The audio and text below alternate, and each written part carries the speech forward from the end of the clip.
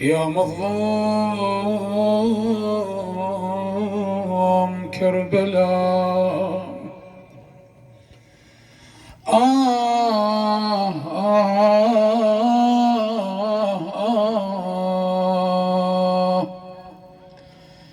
لم أنس زينب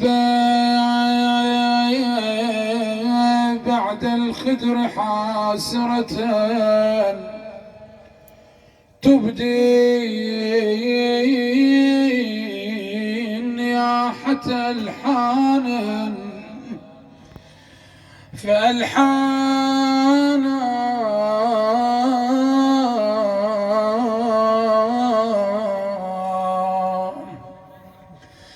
مسجورة القلب إلا أن أعينها كالمعصرات تصب الدمع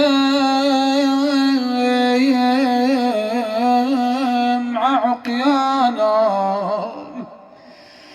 تدعو أباها أمير المؤمنين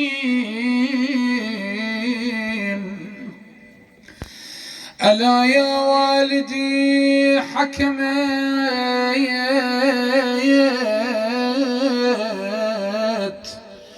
فينا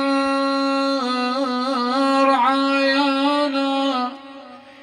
وغاب عنا المحامي والكفيل فمن يحمي حمانا ومن يأوي يتامانا إن عسعس الليل وأرى بذل أوجهنا إن عسعس الليل وأرى بذل أوجهنا وإن تنفس وجه الصبح أبدانا ندعو فلا أحد يصبر ندعو فلا أحد يصبر لدعوتنا وإن شكونا فلا يصغى لشكوانا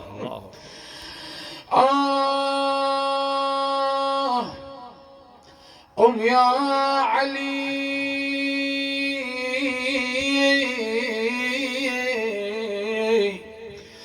فما عهدي تغض على الأقذاء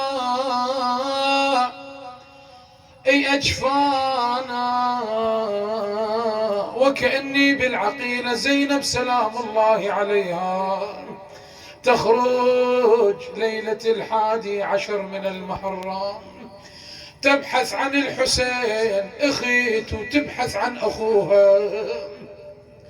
حتى تتعثر بأجساد القتلى. يقول أحد العلماء أن مولاتنا زينب شلون عرفت الحسين. أريدك تتصور الموقف بقلبك يا موالي. يقول الموقف الأول شمت ريح الحسين، والموقف الثاني من كثرة الحجارة، والموقف الثالث أيها الأحبة أنهم داسوا صدر الحسين ومثلوا بالحسين. تقول له خويا طلعت أنا بتوال الليل، خويا طلعت أنا بتوال الليل، خويا أنقل بالجدم قوة، خويا ويا جثيل أقلبها، خويا قولا هو مو هو، تقول له خويا والله يا محلى الخيت لا عيدها خوان خويا خوان خويا وتقعد فيهم وما يوم تنهار تقول انا تمليتهم والله عدلين اخوتي والله بهذا الحال ويسمعون صوتي. بعد يا زينب ماذا سمعتي من الحسين؟ تقول له اخويا وتقربت لي خويا سمعت لاخوي وين تقربت لي خويا ايديه خويا ولقيت الاخو متوسد ايديه تقول له حاجيني يا حسين خويا كونك عدل حاجيني يا حسين خويا اطفال 70 خويا وظلت عندي اطفال 70 خويا طريت الميادين خويا نحرمه وطريت الميادين تقول انا ما حد عثر والله بابن امه وشافل على مياب سرياقه خويا وشافل دهر عني قطع وصله خويا يا ابو علي خويا الدهر قطع عني وصله والله وشافل كان يدور مثل النفس بيه.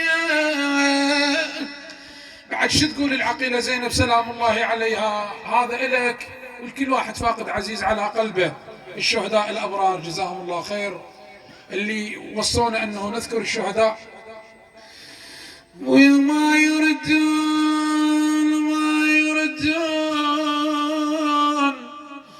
ويا أهل المحلة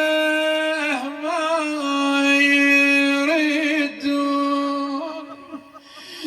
ويا ما ظل يقعدون ويا وببيوتهم ما ظل يقعدون خويا ما يحلون خويا واهل المحله ما ظل يحنون خويا ما ينشدون خويا وعلى الظلة وراهم ما ينشدون